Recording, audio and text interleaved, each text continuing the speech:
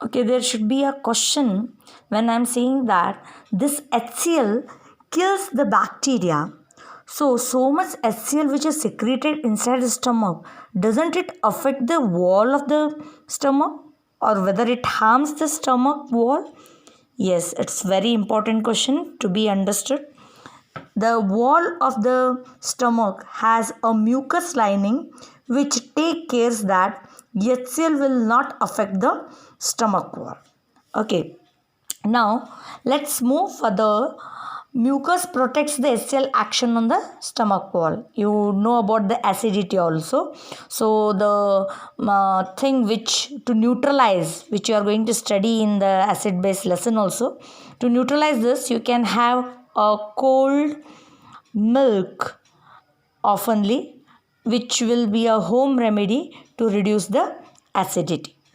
Now the exit, after this all happening inside the stomach, the food should enter now to the small intestine. This small intestine entry will be controlled by the sphincter muscle which is present, and the exit food regulated by the sphincter muscle releases it in the small amount into the small intestine. Bit by bit, a wall which is present in sphincter which will send the food for the further digestion inside the intestine. Now food enters the small intestine, which is the longest part of the alimentary canal, compactly placed so it is coiled inside, which is the longest tube. Very important aspect to be remembered is in herbivores where grass is the main input which they are taking as a food, cellulose content is more. So here you can see the long intestine length and as compared to the carnivores, because they are getting the ready food. Cellulose need to be digested. To take that digestion it requires more time and absorption also takes more time. You can just see, you might have heard about appendix. It is a rudimentary now. Rudimentary means it is the structure present which is non-functional. It is seen or there are some evidences that this appendix used to be very active in human beings before, when the human beings were very much dependent on only grass, the cellulose content, where cellulase enzyme was secreted by this appendix. Now it is rudimentary, not functioning. Sometimes the infection may happen to this appendix. That time it need to be operated and removed.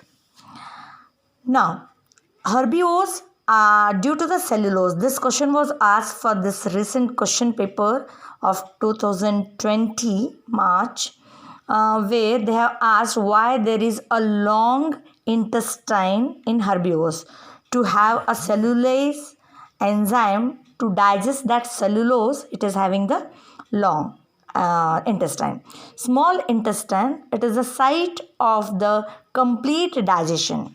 Okay, so because it is the long, the maximum digestion happens here only, and the liver, bile juice secreted, and pancreas also gives pancreatic juice in the small intestine only. Here carbohydrates, proteins and fats all are digested inside the small intestine. Whatever leftovers are there, they are all digested inside the small intestine. Now liver, as you can see, it is a structure present nearby the stomach upper side. The gallbladder is there which takes the liver bile juice, collects here, and which will give rise inside the intestine. And here bile juice which is coming here. The function of a bile juice on the food will be the food vacuoles which are present, they are getting emulsified. The fat molecules will be divided into smaller globules, so that the enzymes which are acting on the fat can act efficiently. Then only it is possible. If it is a large molecule like this, the enzyme cannot act. So the bile juice divides and redivides and forms into a smaller droplets, so that the enzymes which are there, they can just come and digest it, so that the enzyme can act on the fat globules and it can be digested further. Pancreatic juice. Pancreas is present below the stomach, a small leaf-like structure which secretes pancreatic juice. It contains trypsin and lipase enzyme. Trypsin acts on protein. Lipase acts on emulsified fat. Just now we had discussed what do you mean by emulsified fats. Those acted upon by emulsified fats, and the walls of intestine also secretes intestine juice. Many enzymes are there in that also. They will be enacting on protein. Proteins will be converted into amino acids. Complex carbohydrates will be converted into simple glucose. Fat molecules will be converted into fatty acid and glycerol. So all the complex food material will be converted into amino acid, simple glucose and fatty acid. Now we are having the end product as fatty acid and glycerol, which is the end product of fat molecules, and glucose, which is the end product of carbohydrate, and amino acid is the end product of protein. This is the structure of inner wall of the intestine, which is having a finger like projections where surface area will increase, and it is having the absorption capacity through the osmosis from higher to lower. The villi will absorb all these end product inside, and due to villi it increases the surface area, and this small intestine is richly supplied with blood vessels, and this absorbed material is supplied to each and every cell of the body to obtain energy, to build and to have other activities of the body. The energy is required, and this food molecule will be supplied to each and every part of the body, each and every cell.